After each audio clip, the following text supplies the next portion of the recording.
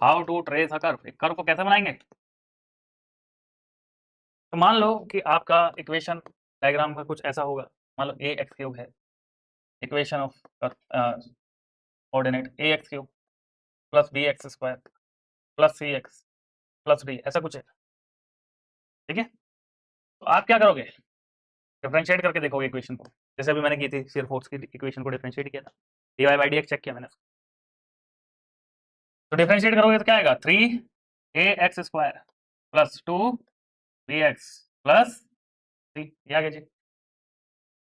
ठीक है, और फिर से एक बार डबल डिफरेंशिएशन करेंगे, एक बार और करेंगे तो आएगा ये क्या, 6ax प्लस 2b बस हो गया, कॉन्स्टेंट का तो जीरो हो जाएगा, राइट। तो देखो मगर बोर्ड पर, if dy by D x greater than zero आएगा तो कर्व स्ट्रिक्टली अप जाएगा भाई। ठीक है, और अगर dy by D x zero से कम आया, नेगेटिव में आ रही है वैल्यू, तो कर्व स्ट्रिक्टली डाउनवर्ड। समझाया था ना, अपवर्ड ऐसे भी जा सकता है, ऐसे भी जा सकता है, अप है ना, राइजिंग है, इंक्रीजिंग ऑर्डर का है, इंक्रीजिंग ऑर्डर लिख लो, इंक्रीजिंग ऑर्डर का होगा। फिर डाउन जा रहा है तो डिक्रीजिंग ऑर्डर भी बोल सकते हो आप इसको, डिक्रीजिंग ऑर्डर। ठीक है, डिक्रीजिंग ऑर्डर मतलब कर्व ऐसे जाए ऐसे जाए, तो ये कैसा जाएगा वो हमको कौन बताएगा, ये वैल्यू बताएगी। ठीक है, and if d square Y by D x square is less than zero, then concavity downward.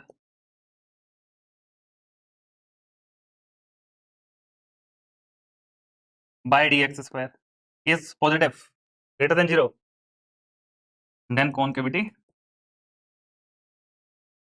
Upward. ये रूल है भाई।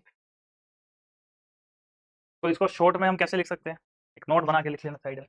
और ये सब बताने के बाद भी फिर मैं कभी ट्रिक बताऊंगा, आप इसको हेलो, ट्रिक बढ़िया है, हर जगह काम करेगी, वैलिड। लेकिन वो ट्रिक भी बनी कहाँ से, इधर से बनी है, कंसेप्ट ये है, बेसिक ये है, राइट। ये भी जानना है आपको, एमसीक्यू में पूछ सकता है ना, ये होगा तो ऐसे भी तो एमसीक्यूज बन सकते हैं यहाँ से, राइट। इवेंचुअली लेकिन आपका मन करेगा कि आप कर्व से ही करो। हाँ। तो note by D x is greater than zero, या फिर लेस देन जीरो भी हो सकता है, या तो ग्रेटर होगा या फिर लेस होगा, राइट। और जब ग्रेटर होगा तो D square by D x square,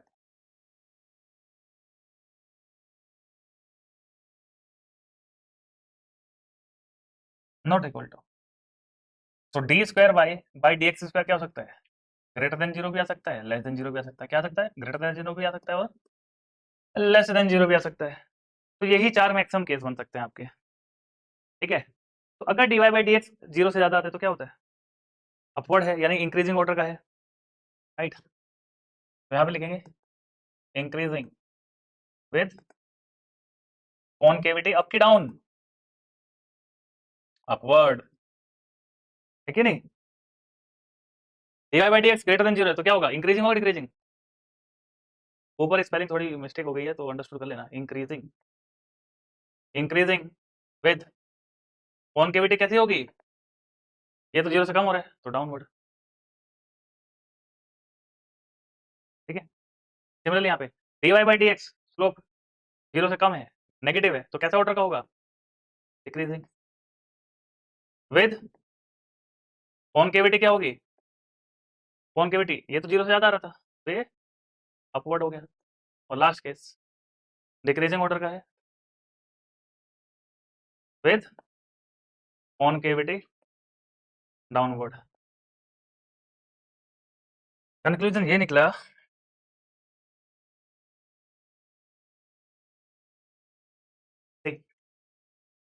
curve में भी like this and second curve में भी लाइक दिस, ये फर्स्ट है ये सेकंड है। तो फर्स्ट वाले के लिए वैल्यू बताओ, dy बाई डी एक्स यहाँ पर, और first dy by D x greater than zero less than zero, increasing order का है ना, तो ग्रेटर देन जीरो, और d square Y by D x square कैसा होगा, कनेक्टिविटी क्या है, डाउन है, यानी समझ में आ गया। अगले के लिए बताओ, इंक्रीजिंग ऑर्डर का ही है, तो d Y by D x greater than zero, d square Y by D x square, ये क्या है, कॉन्केविटी कैसी है, अप है, तो ये जीरो से बड़ा होगा, सिंपल है। इधर देखो, ऐसा भी जा सकता है, ऐसा भी जा सकता है, अगर कर वैसा हुआ, ये हो गया फर्स्ट, ये हो गया सेकंड। फर्स्ट के लिए देखो, तो D square D Y by D X down है तो लेस देन जीरो हुआ, डिक्रीजिंग ऑर्डर है, यानी ये भी क्या है, D Y by D X less than zero ही है। लेकिन D square Y by D x square कैसा है, कॉन्केविटी फिर डाउन जा रही है, डाउन मतलब less than zero, d square Y by D x square greater than zero. समझ में आ गया। अब ट्रिक बताता हूँ तुम्हें, है ना, कैसा भी डायग्राम है ध्यान से समझो, ये सब करने की जरूरत ही नहीं पड़ेगी। मान लो कैंटिलीवर ही था और इस पे यू वी एल लगा देता मैं, आपको याद है इसका डायग्राम कैसा बना था, बाइंडिंग मोमेंट डायग्राम, क्या ये ऐसा बना था, नहीं मैंने ऐसा कर बनाया था,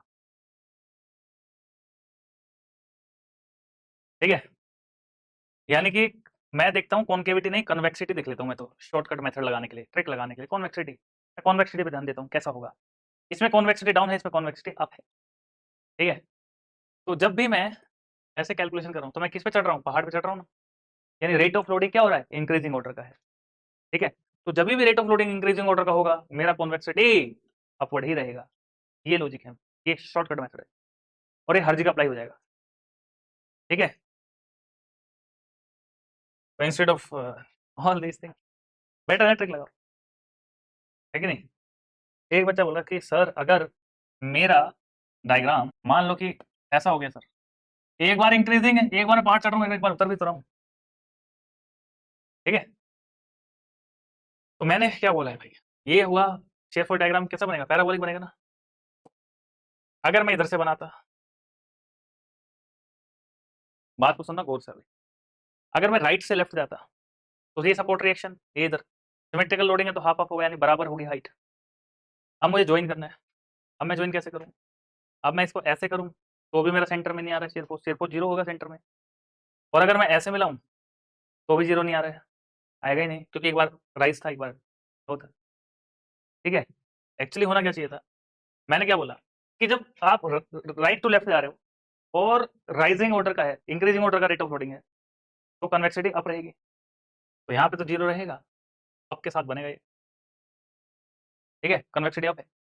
और फिर मैं उतर रहा हूँ तो उल्टा होना चाहिए, तो कन्वेक्सिटी डाउन होना चाहिए, हाँ तो डाउन है, ठीक है। एक बच्चा आया कह रहा है सर अगर आप तो राइट से बता रहे हो, अगर मैं लेफ्ट से कैलकुलेशन करूँ तो चीजें बदल जाएंगी, मैंने बोल दिया चीजें जस्ट अपोजिट होंगी, अगर आप राइट से लेफ्ट नहीं जा रहे, लेफ्ट से राइट जाओ, तो लेफ्ट से राइट जाओगे तो कन्वेक्सिटी डाउन होनी चाहिए फिर, राइट। लेकिन अगर आप यहीं पे देखो, अगर आप यहाँ से जाते, जो मैंने बताया रेट ऑफ लोडिंग का कंसेप्ट, यहाँ से बनाते तो ये अब जाता पहले और उधर पे डाउन जाता, राइट। तो फिर से आप क्या कर रहे हो, इंक्रीजिंग ऑर्डर बढ़ रहा है आपका, बढ़ रहा है तो कन्वेक्सिटी अप होनी चाहिए, आपके साथ ही जाओ, और फिर उतर रहे हो तो डाउन के साथ जाना पड़ेगा, कन्वेक्सिटी बन गया मेरा इमेज, ठीक है। तो याद क्या रखना है कि रेट ऑफ लोडिंग अगर इंक्रीजिंग ऑर्डर की है तो कन्वेक्सिटी अप रहेगी, ठीक है। तो मैं कॉन्वेक्सिटी के बेसिस पे मैंने एक शॉर्ट ट्रिक खुद का बनाया है,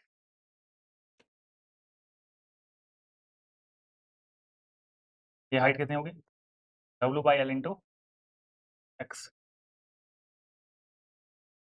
तो एक बार एसएफडी और बीएमडी को उस फॉर्मूले से समझ भी लेते हैं ना, डिस्कशन को बीच में छोड़ना हमको अच्छा नहीं लग रहा है, ठीक है, चाहे हम ट्रिक यूज करें कोई बात नहीं, but the concept must be clear ना। तो पहले एसएफडी के लिए चेक करें फिर बीएमडी के लिए, फिर मैं कैसे बोल रहा था कि बीएमडी में साइन चेंज हो जाएगा, उसको मैं प्रूफ करके दिखा देता हूँ मैथमेटिक्स, है ना। तो देखो यहाँ का रिएक्शन तक तो हम लोग सीख गए थे कि रिएक्शन कितना होगा, यहाँ पे बताओ, डब्ल्यू एल बाई WL/6 था और ये WL/3 था। Let us cut a section XX at a distance x from left hand A. Now see, पहले shear force के लिए देखते हैं,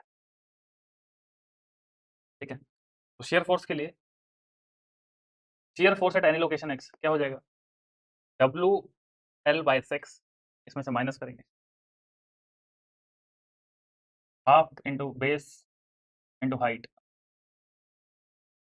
तो shear force x क्या हो गया, WL/6 माइनस WX²/2L, ठीक है। अब सिर्फ SFD के लिए देखेंगे, तो SFD के लिए देखें तो इस ऑर्डिनेट को, जो y ऑर्डिनेट है, इसको डिफरेंशिएट कर देते हैं, तो ये WX/L ही बचा है, ठीक है। तो x की किसी भी वैल्यू के लिए अगर आप देखोगे तो ये नेगेटिव ही आएगा, राइट। अब फिर से डिफरेंशिएट करोगे तो x का 1 हो जाएगा, तो ये वैल्यू कितना बचेगा फिर, W/L। तो इवन दो यहाँ पे तो डिपेंड भी नहीं कर रहा है x पे, राइट। तो x की वैल्यू कुछ भी हो, again for all the values of x, d²y dx² क्या होना है, नेगेटिव ही आना है, राइट। तो सिर्फ स्लोप के लिए कंडीशन बनी है, सॉरी, सिर्फ SFD के लिए कंडीशन बनी है कि आपका कर्व कैसा रहेगा, एक तो डिक्रीजिंग ऑर्डर का रहेगा, दूसरा चाहे x जो भी हो, चाहे x जो भी हो, उसकी वैल्यू 0 से कम यानी नेगेटिव ही रहेगी, और नेगेटिव होगा तो कॉन्केविटी डाउनवर्ड ही होगी, इट मींस कॉन्केविटी डाउनवर्ड। इतना क्लियर हुआ। तो ये बात सिर्फ हुई है किसके लिए, SFD के लिए।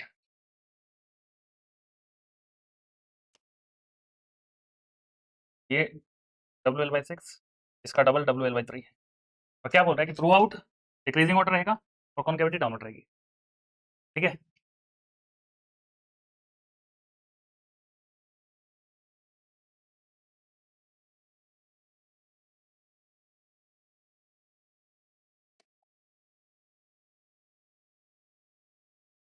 Now shear force will be 0,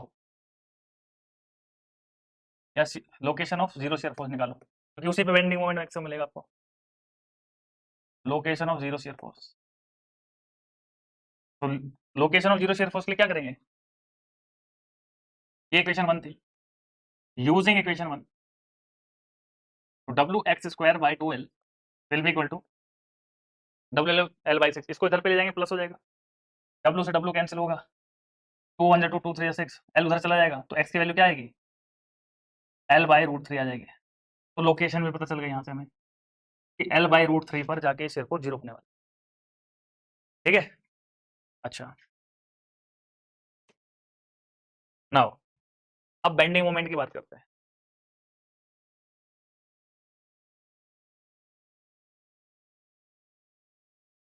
L/√3 bending moment के लिए इक्वेशन लिखनी पड़ेगी, फिर देखो, moment at any location x, WL/6 into x minus half into base into height into 1/3 of x, ये मोमेंट की इक्वेशन हो गई। इसी को सोल्व किया मैंने, WL/6 x minus WX³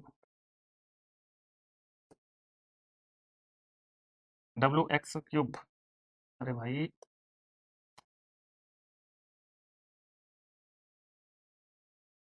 WX³/6L, ये इक्वेशन आ गई। अब मेरा बेंडिंग मोमेंट का अगर ये ऑर्डिनेट y है ना, ऑर्डिनेट समझ जाओ, अरे मैं बनाऊंगा तो कुछ ना कुछ ऑर्डिनेट होगा ना, ये y पॉइंट ये ऑर्डिनेट बोलते हैं इसको। तो यहाँ से अगर मैं इसको, अगर ये मेरा y हो गया, this is equal to y coordinate of the bending moment at different locations, तो डिफरेंशिएट करो बोथ साइड, तो d/dx ऑफ y, तो इसका भी d/dx कर दो, डिफरेंशिएट कर दो,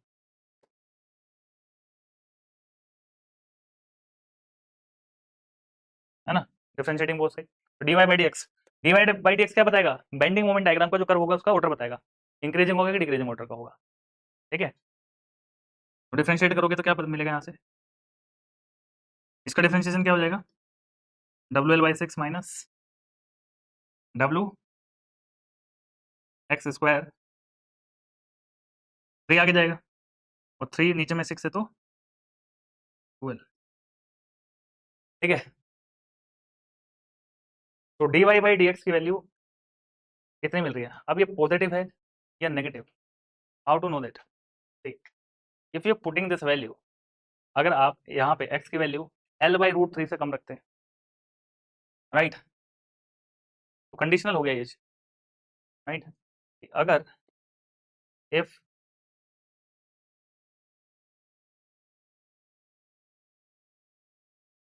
तो dy/dx की वैल्यू क्या आएगी, ग्रेटर देन 0 आएगी, है ना। अगर यहाँ पे x की वैल्यू, क्योंकि देखो क्या आपको ये वही वाली इक्वेशन दिखाई दे रही है, और यहीं से मैंने आपको निकाला था कि भाई ये L/√3 होगा तो 0 हो जाएगा, मतलब L/√3 पे दोनों वैल्यू बराबर हो जाएंगी, a और b बराबर हो जाता है L/√3 पे, इसीलिए 0 आती थी वैल्यू। और अगर आपने x की वैल्यू थोड़ी भी कम की L/√3 से, तो L/√3 से थोड़ी भी कम की, तो ये वाला वैल्यू छोटा हो जाएगा और नेट वैल्यू किस में आने लगेगी, पॉजिटिव आने लगेगी। तो dy/dx की वैल्यू क्या होगी, ग्रेटर देन 0। इसका मतलब अगर x की वैल्यू L/√3 से ज्यादा हुई, जो कि टोटल एक्सपेंस तो कम ही रहेगा ऑब्वियसली, इस बीच में रही, तो dy/dx क्या हो जाएगा, लेस देन 0 होगा ना, क्योंकि ये वाली वैल्यू बढ़ जाएगी। फिर क्या ये बात समझ में आई कि किस तरीके से एक बार पॉजिटिव हो सकता है, एक बार नेगेटिव हो सकता है, अगर डिस्टेंस चेंज हुआ तो। इसका मतलब यहां से लेके x की वैल्यू 0 से लेके L/√3 तक कर्व कैसा उठेगा, इंक्रीजिंग ऑर्डर का, और उसके बाद क्या होना है, डिक्रीजिंग ऑर्डर का। लेकिन अभी तक ये पता नहीं चला है कि ये ऐसे जाएगा कि ऐसे जाएगा। वैसे इसका भी पता नहीं चला कि ये डिक्रीज तो होगा, डिक्रीजिंग ऑर्डर ऐसा भी हो सकता है, ऐसा भी तो हो सकता था। हालांकि वो पता है हमें कि ये ऊपर वाले कर्व्स आने हैं, लेकिन मैथमेटिकली कैसे प्रूव करें। तो अभी तक मुझे क्या पता चला है, dy/dx से क्या पता चलता है, सिर्फ ऑर्डर इंक्रीजिंग ऑर्डर का है या डिक्रीजिंग ऑर्डर का, यही पता चल पाता है बस। अब अगर मैं इसको वापस से एक बार और डिफरेंशिएट करूँ, तो डिफरेंशिएट करते एक बार और, कहाँ करूँ, यहाँ कर देते हैं, इसको उठा के लेके जा रहा हूँ मैं यहाँ पे, एक बार और डिफरेंशिएट करो, d²y/dx², ये क्या बताएगा, ये बताएगा कॉन्केविटी अप होगी कि डाउन होगी। एक बार और डिफरेंशिएट कर रहा हूँ तो क्या आएगा,